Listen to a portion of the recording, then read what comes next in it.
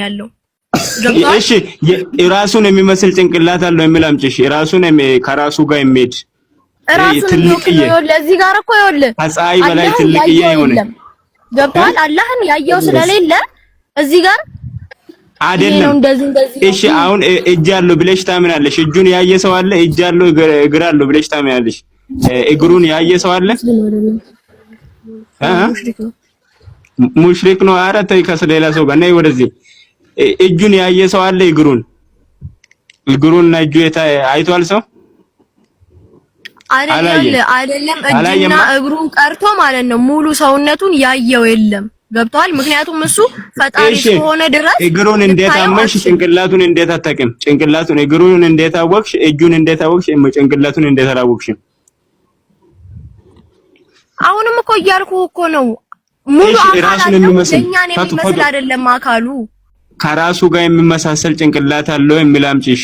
ከራሱ ጋር ራሱን የሚመስል ወይ ትልቅዬ ወይ ባልዴማክ ወይ እንደፈለግሽው አምጪ እንደዛ የሚል እስቲ ቃልህን አስተካክል። መጀመሪያ አንደኛ ነገር አይደለም አምጪ አንተ ባልዲ ምን ያክል ይላል? እሺ ትልቅዬ ከፀሐይ ትልቅ ሆነ ራሱን የሚመስል አለው። እሺ ጭንቅላቱ ይሄው እንደዚህ ነው፣ እግሩ እንደዚህ ነው ተብሎ አይጠየቅም።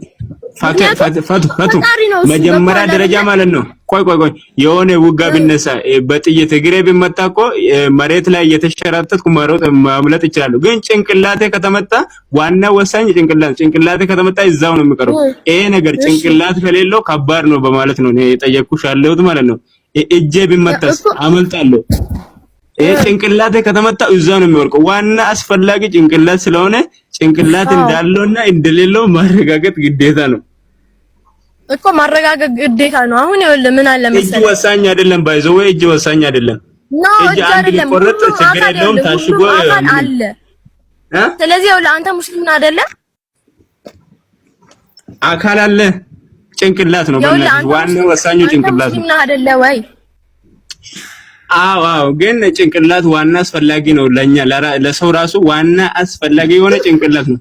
እጄን በሽጉጥ ወይ በሆነ ነገር ቢቆረጡ እንኳን መሄድ ማሰብ ይችላሉ፣ ማውራት ይችላሉ። ግን ጭንቅላት ከተመታ በቃ አቁሟል፣ እዛው ደንዝዟል ማለት ነው።